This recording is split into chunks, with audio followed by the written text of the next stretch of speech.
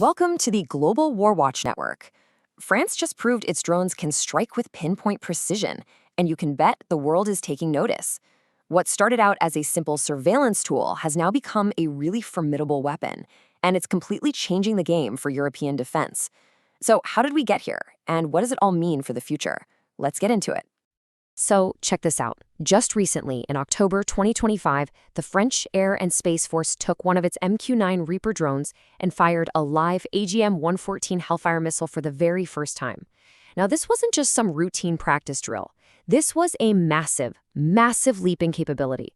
It's the moment their eyes in the sky grew claws, officially turning them into lethal hunter-killers. All right, so what does this hunter-killer upgrade really mean when the rubber meets the road? Well, it's a fundamental shift, It's the difference between just watching the battlefield and actually getting to shape it. And it was all made possible by a complete overhaul of their drone fleet.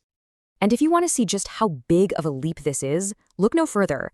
The difference between the old and the new is just night and day. France literally just retired its entire fleet of the older Reaper Block 1 drones. And those things, they were pure surveillance, unarmed with maybe 24 hours of flight time. But the new Block 5 extended range models, they're a whole different animal. We're talking over 30 hours in the air, flying hundreds of kilometers further, and most importantly, they are carrying a serious arsenal. So let's talk about that arsenal for a second. These new Reapers can carry a mixed loadout, which gives them a ton of flexibility. You've got the AGM-114 Hellfire missiles, perfect for taking out things like moving vehicles with surgical precision. Then you have the GBU-12 and GBU-49 paveway bombs, which are for your larger static targets. And on top of all that, they can strap on a BAE Systems pod that basically lets them hoover up electronic communications. So think about it. One single drone can now find a target, listen in on it, track it, and then take it out with the perfect weapon for the job. Game changer. But here's the thing. This transformation didn't happen overnight. Not even close. France has had a long and pretty complicated history with drone tech, and the decision to finally arm its Reapers is really the result of decades of experience and a major shift in how they think about warfare.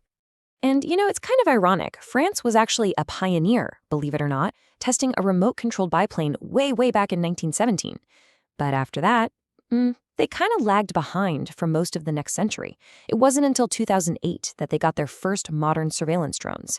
Then in 2013, they bought the American MQ-9 Reapers, but, and this is the key part, they were strictly unarmed. They were for intelligence, surveillance, and reconnaissance missions only. It took all the way until this year, 2025, for France to fully commit and field an armed drone fleet. And that delay wasn't just about technology. As Dr. Jean-Baptiste Jean Villemur pointed out years ago, arming those Reapers was a huge political hot potato. For the longest time, the whole idea was just politically and ethically charged. The official military doctrine was to use drones to find targets and then have manned fighter jets or helicopters go in for the strike. So shifting from being a passive observer to an active shooter, well, that was a massive, massive leap. So what changed? What was the tipping point? Well, the answer really lies in the harsh reality of modern conflict, specifically Operation Barkhane in Africa's Sahel region. You're talking about a vast, sprawling desert where targets are incredibly fleeting. A drone would spot a threat, but by the time a fighter jet could get scrambled and fly all the way out there, the target was just gone. That time gap between finding and finishing was a critical weakness. The need for one single platform that could do both became pretty undeniable. And this all leads to a really central question, doesn't it? I mean, the American MQ-9 Reaper is an incredibly effective, proven platform. So why on earth are France and its European partners pouring billions of euros into developing their own drones completely from scratch? Well, the answer reveals a really deep strategic dilemma that Europe is wrestling with today. It all boils down to one word: sovereignty. Or, a lack thereof. See, when you rely on foreign military technology, even from a close ally like the US, you're creating this web of dependencies that can seriously limit your freedom to act on your own. And in this case, it's kind of like a triple whammy. First, there's pilot training.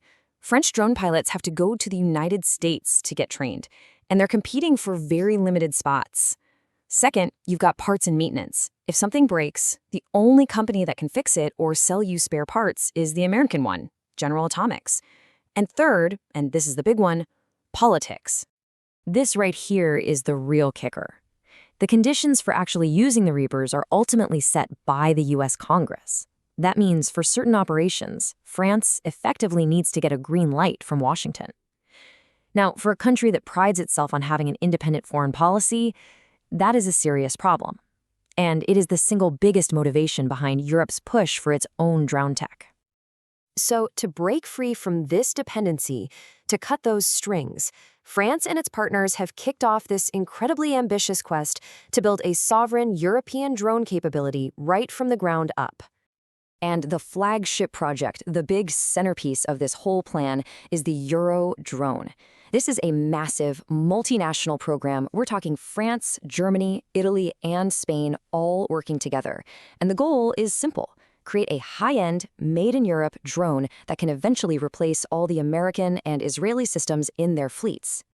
But they're not putting all their eggs in that one very expensive Eurodrone basket. The French Navy is also developing the Airbus BSR 700, which is a naval drone. You've got the French missile maker MBDA developing the Akron LP missile as a direct competitor to the American Hellfire. And France is also funding a whole new crop of smaller, cheaper national drone projects to fill any gaps. The strategy isn't just to build a drone. It's to build an entire ecosystem of homegrown unmanned technology. So all of this puts France squarely in the middle of a very high-stakes balancing act.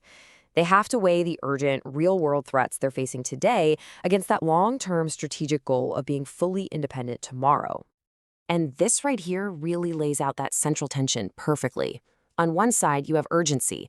You've got threats that need to be dealt with right now, which pushes you to use proven, off-the-shelf American tech.